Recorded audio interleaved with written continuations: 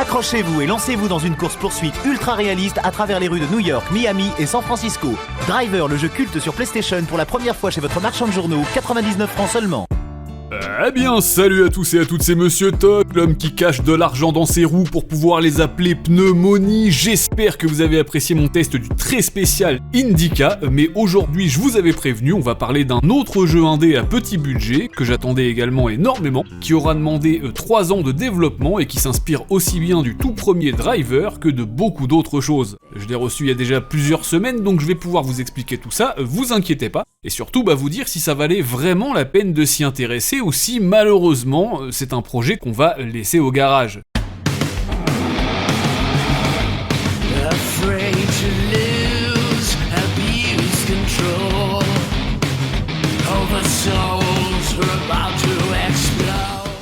Alors, je ne vais pas y aller par 4 chemins, si vous avez cliqué sur cette vidéo, c'est soit que vous êtes aussi fan que moi de ce genre de jeu, soit que vous êtes au volant en ce moment même, et que vous avez laissé votre téléphone dans les mains de votre copine, votre neveu, votre ami imaginaire ou qui que ce soit d'autre, et qu'il a de meilleurs goûts que vous en ce qui concerne les chaînes YouTube. Bienvenue donc sur la vidéo qui va vous donner un petit coup de vieux, en vous rappelant que le premier opus de la saga Driver a vu le jour en 1999 sur PS1, et que oui, il y avait bel et bien un jeu après l'épreuve du parking. Désolé pour tous ceux qui l'auraient raté, mais nous voici donc 25 ans plus tard, et le petit studio polonais Serious Sim, composé d'une quinzaine d'employés, s'est dit que ça pourrait être sympa de ressusciter ce type de jeu de caisse scénarisé, à l'ancienne, tout en modernisant la recette autant que faire ce pneu.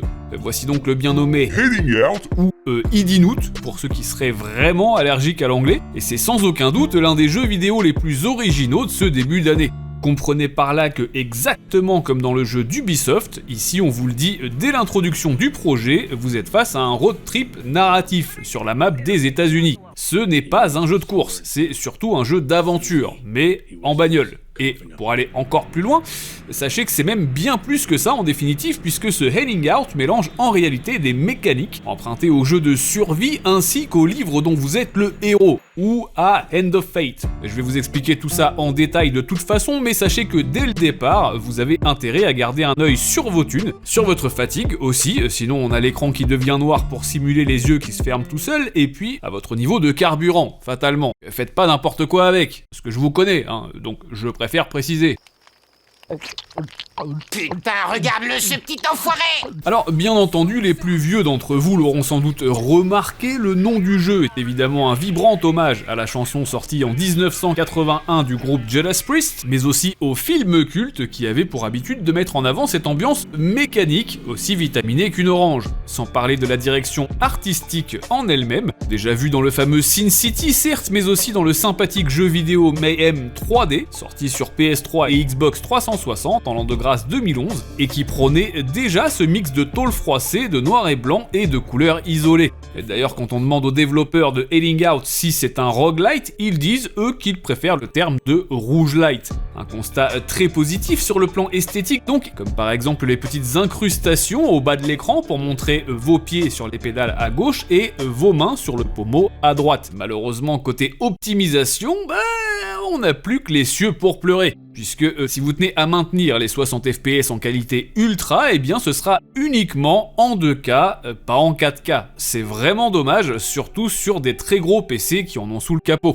En dehors de ça, personnellement, j'ai donc été convaincu par la carrosserie, tandis qu'en termes d'aspect sonore, j'ai totalement pris mon pied. Au plancher, tout à fait, et plus précisément grâce aux musiques du projet, puisqu'il carbure à une OST entièrement originale, c'est-à-dire une vingtaine de chansons rock ou encore jazzy, signées directement par les développeurs et déjà dispo en streaming pour ceux que ça intéresse. En tant que mélomane averti, on notera d'ailleurs que les 55 trophées du jeu, il y en a pas mal, sont tous des titres de chansons cultes, que ce soit du Queen, du MC Hammer, du Lynyrd Skynyrd, du Michael Jackson, du ABBA, et même du David...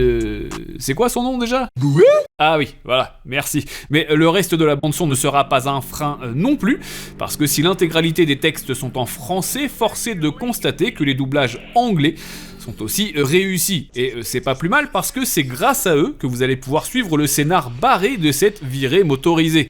Alors non, désolé, ici on n'incarne pas Stuntman Mike, fan de Larry le Dingue, Marie Lagarce, et on n'a pas pour but de traquer les jeunes folles avec notre grosse bagnole. Cependant, je peux vous garantir que vous allez avoir des promesses à tenir et des miles à parcourir avant de dormir. Concrètement, on va vous demander de répondre à des questions en début de partie et à partir de là, tous les événements du jeu seront gérés de façon aléatoire. Je ne peux donc pas vous dire grand chose sur ce que vous allez vivre comme histoire, mais dans tous les cas, ce sera forcément dans une forte ambiance satirique de l'Amérique, notamment par le biais des messages parfois politiques, véhiculés par les différents animateurs radio, qui sont bien gratinés d'ailleurs. Debout les campeurs et haut les cœurs, oubliez pas vos bottes parce que ça caille aujourd'hui. Ça caille tous les jours par ici. Vous l'aurez donc compris, c'est quasiment impossible de chiffrer la durée de vie de ce Heading Out de façon purement factuelle, parce que si le projet polonais se paye le luxe de proposer plusieurs chapitres, ainsi que pas mal de quêtes annexes et d'objets à collectionner au fil de votre épopée, tout dépendra à la fois des événements qui vous seront proposés, certes, mais aussi de la manière dont vous arrivez à les piloter. Peut-être que vous finirez le premier acte en 2 heures, ou peut-être en 4, et pourquoi pas en 6, qui sait. Sachez que la ligne d'arrivée n'est que le point de départ, en réalité, et plus vous irez loin dans les chapitres, plus on va vous proposer de nouveaux objectifs, d'adversaires lors des courses et même de voitures à dompter. Mais en contrepartie, logique, on va aussi vous rajouter des menaces, telles que les barrages routiers, des flics sur le bas-côté, etc. Manette en main, le jeu se présente d'ailleurs de 3 manières différentes. À la façon d'un driver, vous allez en effet pouvoir conduire sur des portions de map délimitées, avec vue cockpit, vitesse manuelle et tout, le temps d'accomplir vos missions. Deuxième phase dans la boucle de gameplay, Heading Out propose ensuite des écrans narratifs, aléatoires, et durant lesquels vous effectuez vos choix moraux avec ou sans docteur, et extrêmement important pour la suite de votre voyage parce que c'est là que tout se joue. Et enfin, last but not least, tout le segment dit de planification, puisque c'est sur cet écran que vous allez prendre les plus grosses décisions concrètes pour éviter le game over, que ce soit la direction à emprunter, les risques à prendre envers la marée chaussée, la gestion de votre sommeil, de votre essence aussi, la vitesse à laquelle vous distancez la peur, cette ligne rouge qui vous rattrape inexorablement afin de vous remplir violemment votre petit pot d'échappement, bref, vous avez compris l'idée. De mon côté, je vais terminer avec les points positifs et négatifs du projet, comme toujours, même si je me doute bien que certains d'entre vous sont déjà en train de baver en regardant mes captures de gameplay. Oui, en même temps, c'est sûr que si vous êtes un amoureux ou une amoureuse de belles mécaniques, et notamment les muscle cars, vous allez pas me faire croire que la caisse principale du jeu ne vous rappelle rien. A 1970 Dodge Challenger with a white paint job. Oh, Kowalski. Kowalski from Vanishing Point. Mate, it's a fucking classic. En termes de points positifs, j'ai donc noté le concept génial, je vous le disais, l'esthétique stylée, je pense que ça se voit, toute la partie son et notamment les musiques forcément et les doublages, et puis la vraie rejouabilité. Malheureusement, en termes de contrepartie négative, c'est sûr, l'optimisation à revoir, on est sur PC, sur un très gros PC. Malheureusement, c'est également parfois frustrant forcément parce que des fois, le jeu peut être extrêmement violent envers nous. Il faut apprécier ce genre d'expérience, effectivement. Voilà donc tout ce que je pouvais vous dire en tous les cas sur ce Heading Out. De mon côté, ça a été un véritable coup de cœur, vraiment, et c'est clairement pas tous les jours qu'on voit des trucs comme ça, donc n'hésitez pas à partager cette vidéo partout où vous le pourrez, à laisser votre plus beau like aussi si vous avez kiffé ces quelques minutes en ma compagnie, à vous abonner gratuitement et ou à soutenir la chaîne bien sûr en cliquant sur le bouton merci prévu à cet effet. N'hésitez pas à me rejoindre non plus sur les réseaux sociaux, tous les liens sont dans la description, et de mon côté je vous dis à très bientôt. Mais d'ici là, jouez bien, amusez-vous bien et à très vite. Oh, a cookie! Guys, I just found a cookie! Been looking for you for a week, buddy! Oh yeah. Oh, mother of God. That's delicious. It's like tasting sunshine.